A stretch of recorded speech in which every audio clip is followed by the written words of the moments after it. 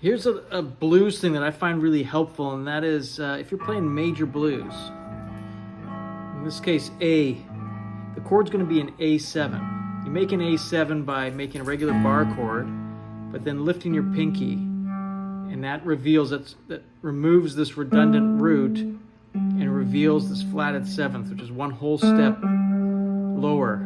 It's a G. So your triad is going to have an A. It's going to have a C sharp. That's the third. It's going to have the fifth, which is E, and then it's going to have G. Those are the four tones.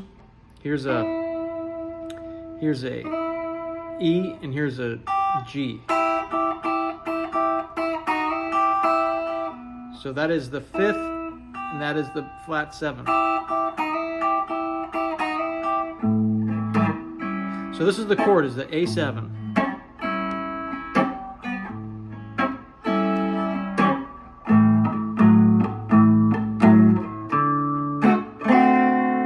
Okay, your fourth chord is going to be D. Your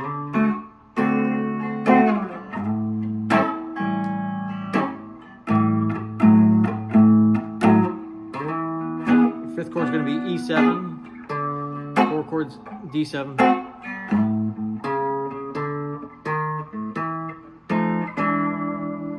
Walk up like that. The bass, the root, the third, the fourth, flat fifth, the fifth, and then make this F7 as this is like a passing tone, and back.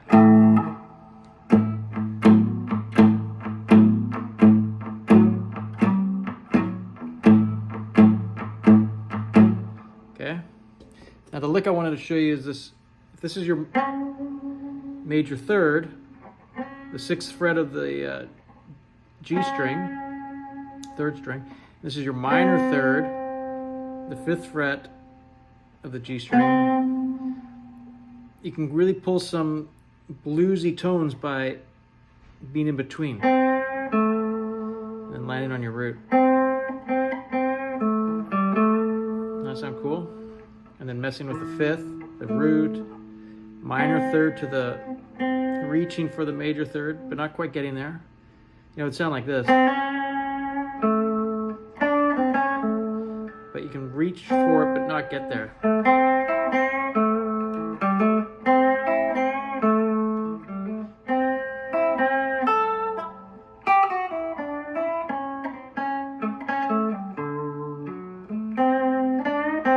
And then again on the four chord, which is a D7, here's your minor third, here's your major third. So you can do the same.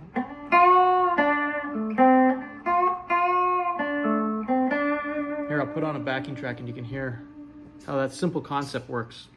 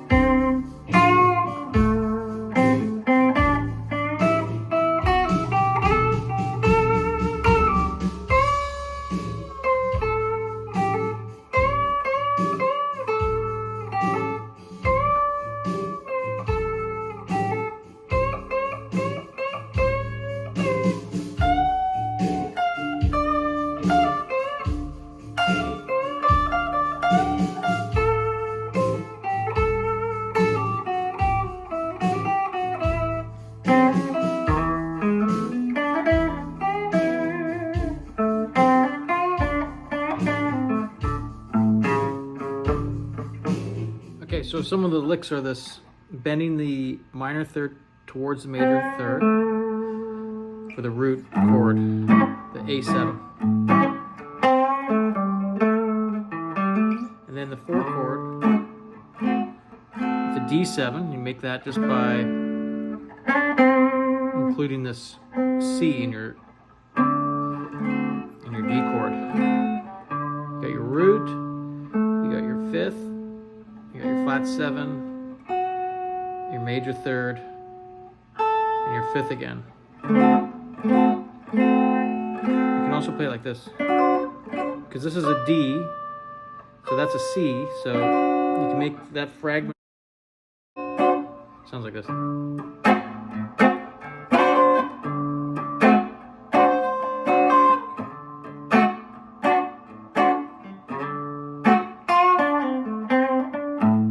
Okay.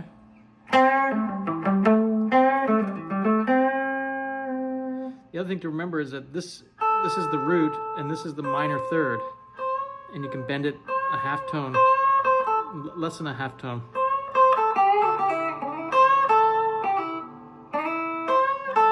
Look at that. So you slide into the 5th fret of the 2nd string, slightly bend up on the 8th fret of the 1st string, and land on the root. This is the 5th. This is the flat 3rd bending up slightly, and that's the root.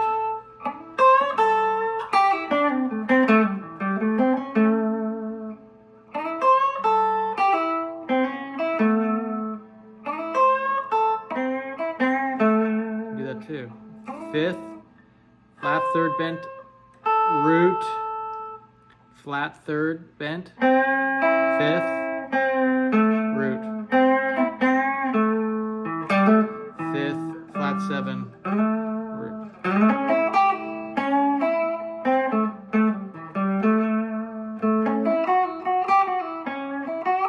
Also as effective as bending the 6 up to the flat 7.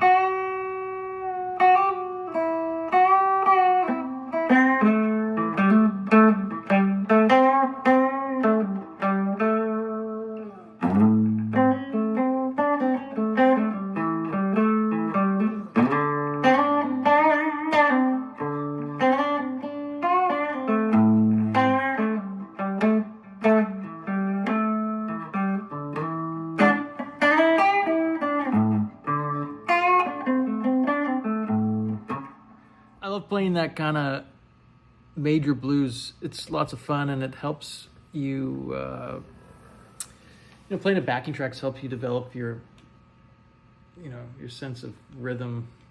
Obviously playing with live people is best, but it's a good thing to practice with the backing track.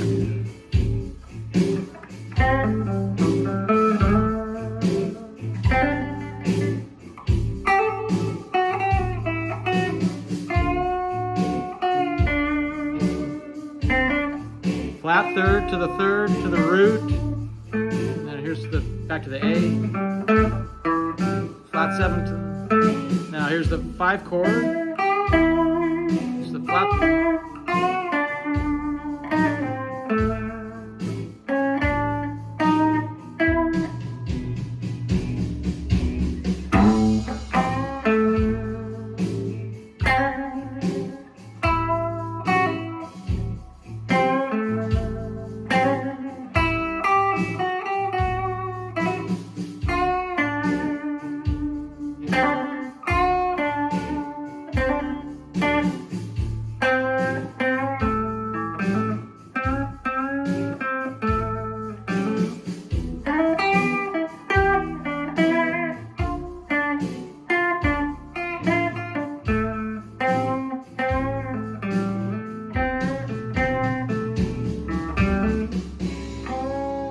There you go. Okay.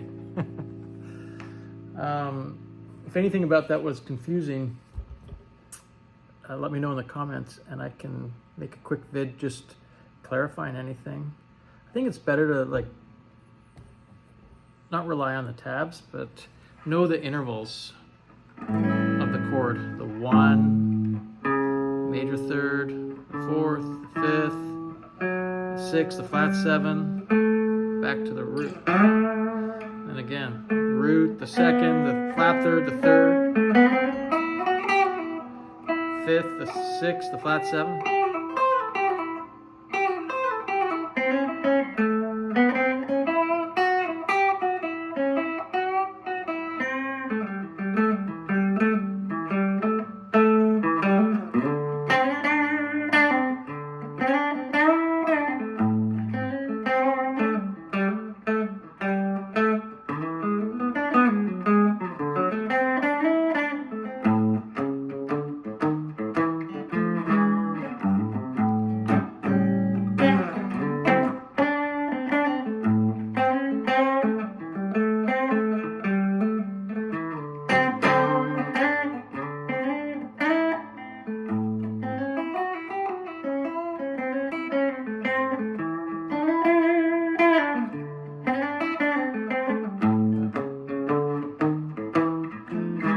Let's do this.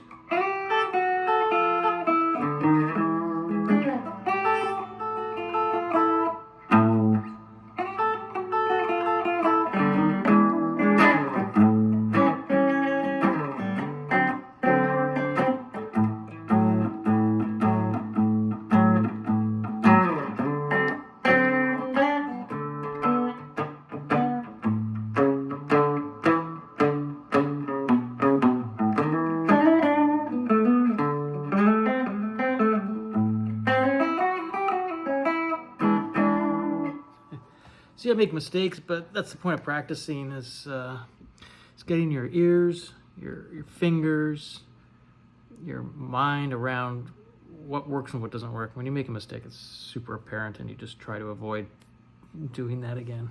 Okay.